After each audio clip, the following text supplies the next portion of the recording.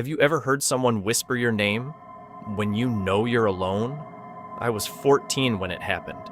We lived in a quiet old house just outside of town, the kind with creaky floorboards and a smell that never left the walls.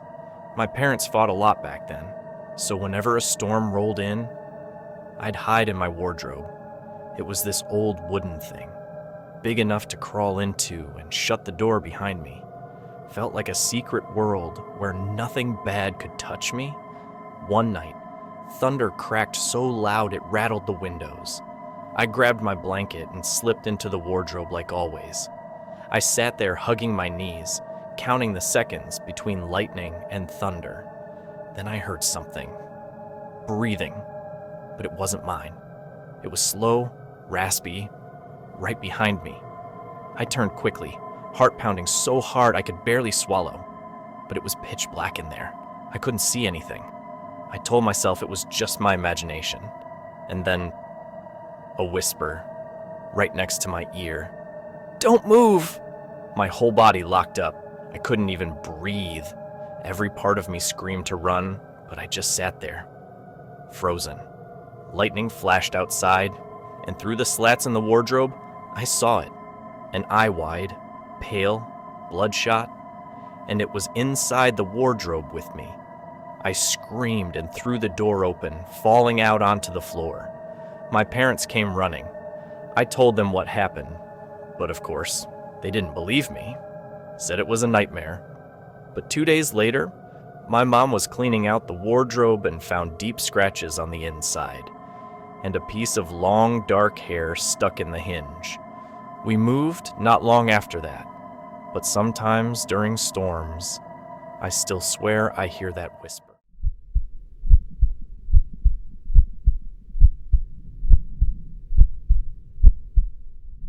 Have you ever walked into a place and felt like you weren't supposed to be there? It was supposed to be a quick road trip, just me and my cousin Liam. We were driving cross country, and we got stuck in the middle of nowhere when our car broke down.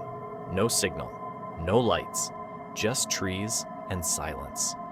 We walked for an hour until we found this old roadside motel. The sign flickered like something out of a horror movie. The guy at the front desk barely looked at us, just handed us a key and said, "Don't go near room 13. We laughed about it, thought it was a joke. But as we passed it on the way to our room, something felt wrong. Like the air was heavier near that door. Our room was at the end of the hall, last one on the left.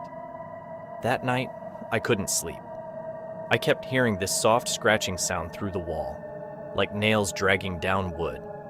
I got up to check. Liam was already awake, sitting on the edge of his bed, staring at the wall. He whispered, "It's coming from room 13. I told him to forget it, but he was already out the door. I followed him, barefoot and shaking. The hallway was colder now, dead silent. When we reached room 13, the door was open. Inside, it was pitch black, empty, no furniture, just peeling walls and something written on the floor in what looked like dark red paint. 'Don't open the door!' Suddenly, slam! The door behind us shut, and we weren't alone. In the corner, something stood up, not walked, stood, like it had been crouching, waiting. Its eyes glowed, but the rest of it was swallowed in shadow. We ran. We didn't stop until the sun came up and we were halfway back to the highway. The motel? It was gone. Just trees and an old rusted sign on the ground. Room 13 never existed, but sometimes in hotel hallways, I still hear that scratching, like something waiting behind the last door on the left."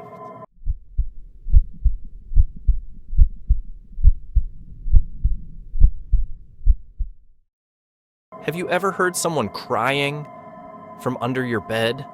I was 17 when my younger sister, Ellie, started acting strange. She refused to sleep in her room, said someone lives under her bed. At first, I thought she was just being a kid, scared of the dark. But then one night, she ran into my room, pale as a ghost, whispering, She's copying me again. I asked who. She just pointed. The girl under my bed. My blood ran cold. I walked her back to her room to show her there was nothing there. I looked under the bed. Nothing. I told her. See? Just shadows. But as I stood up to tuck her in, I froze. Her voice, it whispered behind me. Don't look under the bed. I turned around so fast I almost fell, but Ellie was already asleep. That night, I stayed in her room, just to be safe. I couldn't sleep, though. I kept hearing something moving, like fingers dragging on the floor. Then, I heard my name. Daniel. A soft voice, a girl's voice, coming from under the bed. I reached for my phone to record it, but it slipped, rolled under the bed. I leaned down slowly, and I saw her. A face, just like Ellie's, but her eyes weren't human. They were black, hollow, and she smiled at me.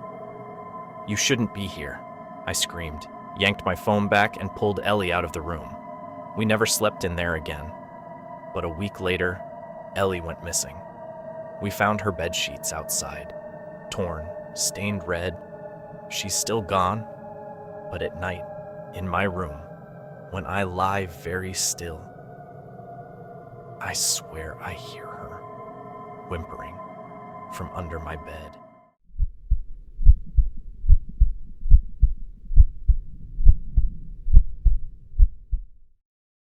Do you ever wake up and feel like someone was just there, watching you? It started after I moved into that old basement apartment. Rent was cheap, too cheap. I was broke, desperate, so I took it. From the first night, I felt it. That weight. Like the air was thick, the shadows too long, the kind of dark that didn't feel empty. It felt crowded. I started waking up at 3:17 a.m. every single night. I wouldn't even hear anything. Just snap awake, heart racing, room ice cold. Then one night, I noticed something terrifying. The closet door was cracked open. I always shut it. I got up, closed it, locked it this time. The next night, same time, closet wide open again. And this time, I could smell something. Rot, sweat, copper. It wasn't a dream. I could feel him. I started leaving my phone recording overnight. I didn't want to believe it. But when I checked the footage, 3:17 a.m. I saw it. A tall, pale man crawling out of my closet, inch by inch, until he stood at the foot of my bed, just staring. He stayed for 47 minutes. And then, he whispered, "I like when you're asleep." I moved out that same morning, left everything behind, but sometimes, even now, I wake up at 3:17. The air turns cold, and I see the closet door slowly creak open, even though there's no closet in this room. Just a wall, or at least, I thought it was.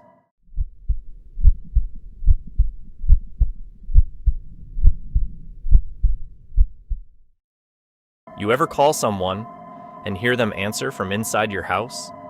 Last winter, I was home alone. My parents were out of town, and I had the whole place to myself. It was past midnight, snow falling outside. I was in bed, scrolling through my phone. That's when I heard something. Faint, but clear. Footsteps. Upstairs. I live in a single-story house. I thought maybe it was the wind, until I heard the footsteps come down the hallway. Slow, deliberate, like someone walking barefoot, dragging their feet. I froze, didn't move, didn't breathe. I grabbed my phone, heart pounding, and called 911. But as it started ringing, I heard it, my ringtone, coming from inside the house. I hung up in terror and tried calling again, but this time, a woman answered, and she whispered, "Stop calling! He's already watching you." I threw the phone down, started to run, but the hallway lights went out, one by one. Darkness swallowed everything. I could hear breathing behind me. I ran to the front door, locked, deadbolt jammed. When I turned around, he was there, tall, naked, skin stretched tight over bones, face carved with wide, wet slits for eyes.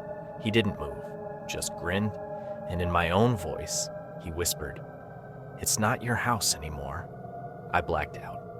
When I woke up, I was in the snow, barefoot, no coat, no phone. My house? Empty? No furniture, no signs anyone had ever lived there. But sometimes, I see it again, the house, on streets it shouldn't be, windows lit from the inside, waiting for me. Well, that's all for tonight's terrifying tale.